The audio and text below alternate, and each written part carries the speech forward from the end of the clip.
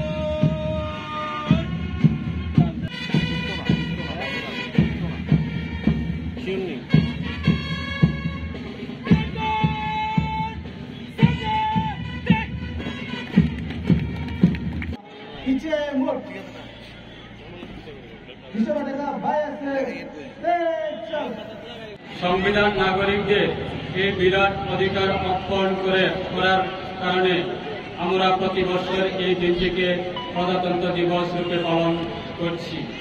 আমাদের সংবিধান বিশ্বের সবচেয়ে বৃহত্তর সংবিধান, যাহাতে নাগরিকদের মৌলিক অধিকার, ধর্মের অধিকার, প্রকাশের স্বাধীনতা এবং দেশের সর্বস্ব ঘোরাফেরা করার অধিকার দেওয়া হয়েছে। আমাদের দেশের জনজাতি এবং তপশিলি জাতি এবং পঞ্চায়েতের জন্য রক্ষা কবচ হলো আমাদের সংবিধান। সংবিধানে দেশের নাগরিকদের শিক্ষা, স্বাস্থ্য, সাংস্কৃতিক বিকাশ এবং অর্থনৈতিক বিকাশের পাশাপাশি ধর্ম, বর্ণ নির্বিশেষে সকলের জন্য সমান অধিকারের স্বীকৃতি প্রদান করেছে।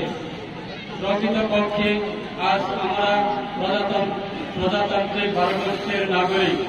সংবিধান নাগরিকদের অধিকারের পাশাপাশি নাগরিকদের কিছু মৌলিক দায়িত্ব ও কর্তব্য পালনের কথা বলা হয়েছে।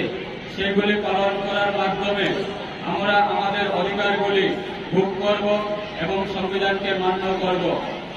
সংবিধান আমাদের দেশকে ধর্ম নিরপেক্ষ গণতান্ত্রিক দেশ রূপে গড়ে তোলার অঙ্গীকার করা হয়েছে।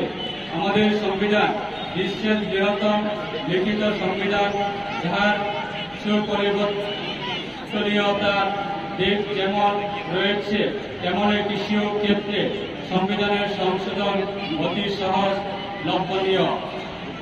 আমাদের সংবিধানে লিপিবদ্ধ রয়েছে যে ভারতবর্ষের কাঠামো হবে যুক্তরাষ্ট্রীয়, অর্থাৎ দেশের সমস্ত রাজ্য ও কেন্দ্র শাসিত অঞ্চলের যেমন রাজ্য সরকার থাকবে তেমনই সমগ্র দেশের জন্য কেন্দ্রীয় সরকার।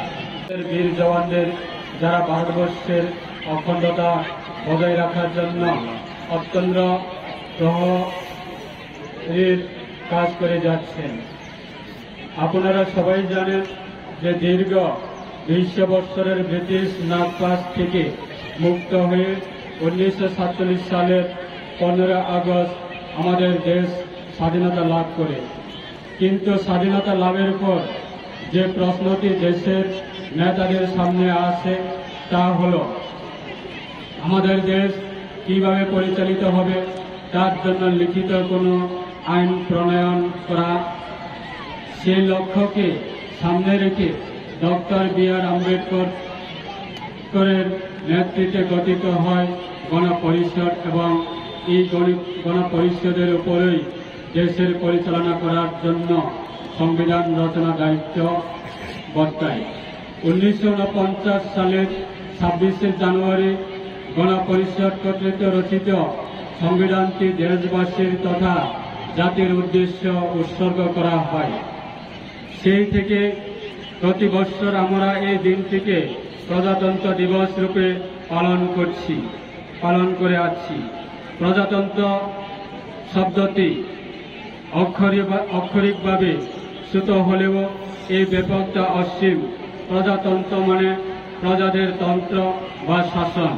আপনারা সবাই জানেন আমাদের দেশের এবং রাজ্য ও কেন্দ্র সরকার সরাসরি জনগণের ভোটে নির্বাচিত প্রতিনিধিদের নিয়ে গঠিত হয়।